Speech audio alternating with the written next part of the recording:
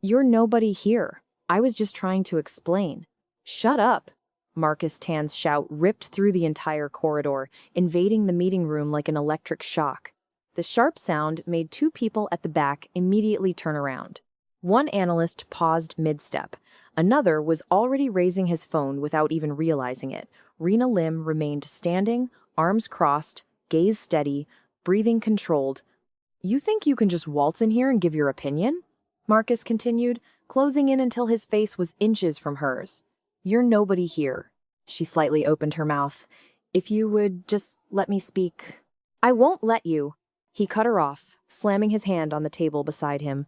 I'm the one in charge here. A heavy silence descended. Behind them, two employees were already discreetly recording.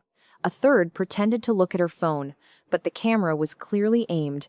Rena noticed, glanced quickly around, then turned back to Marcus. This could prevent a serious problem. Serious problem is people like you disrupting an important meeting, he scoffed, a sarcastic laugh escaping him. You shouldn't even be here. One of the executives, Faisal, tried to intervene. Marcus, perhaps it's better to hear her out. No, he retorted without looking. I know exactly what I'm doing. Rena inhaled deeply. You're making a decision without analyzing the legal risk. Oh, so now you're a lawyer too? He scoffed again. Do this. Sit down and observe. That's already more than good enough for you. Some colleagues exchanged glances. No one stood up. She hesitated for a second but did not sit. I need to finish. You need to understand your place, Marcus said, now in a lower but even more aggressive tone. And your place is not here. Silence. A phone vibrated in the background. Another did too. No one paid attention yet. Rena finally uncrossed her arms. All right, she said calmly. Marcus smiled, thinking he had won. That's how I like it. She picked up her bag but did not leave. She remained there, observing. The meeting continued. Marcus spoke loudly, pointed at charts, ignored questions, interrupted any attempt at contribution. With each passing minute, more phones were discreetly raised. This contract will be finalized today, he declared firmly, without further preamble. But there's a point about the documentation. Faisal tried again. I told you, it's resolved. Another phone vibrated, this time more strongly. One of the female employees frowned, looked at her screen, and her eyes widened slightly. What is it? Someone whispered. She turned her phone, displaying Marcus screaming, You're nobody here. The video was playing. Another employee picked up their phone, then another. A low murmur of the video's audio began to spread through the room. Marcus stopped speaking. What's going on? He demanded irritably. Faisal slowly raised his phone. Marcus, you need to see this. He took the device, watched his own face, heard his own voice, his own arrogance, absolute silence. This, he attempted a laugh.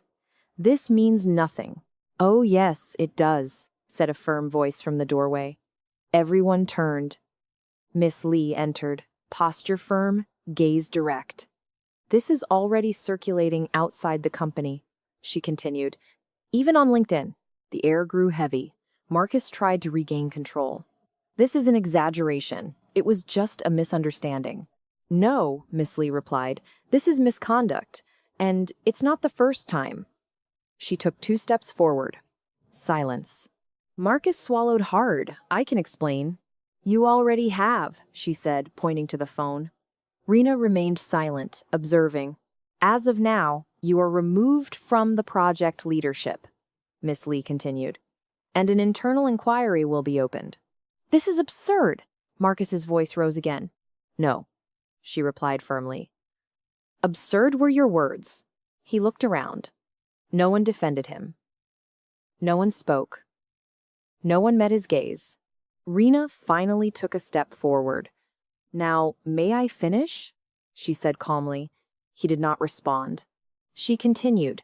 The legal risk you ignored already compromises a portion of the contract.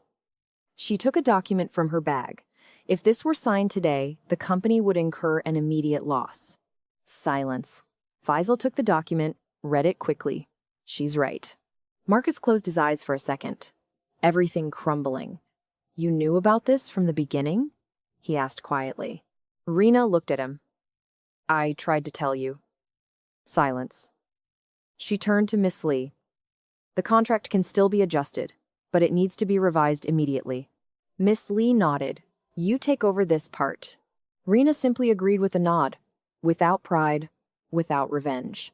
The meeting ended there, without applause, without discussion, only the sound of chairs being pushed back. Marcus left first, without looking at anyone, without saying anything. Rena stayed last, organized her papers, took a deep breath, and exited as she had entered. Whole. Sometimes the fall doesn't happen when you make a mistake.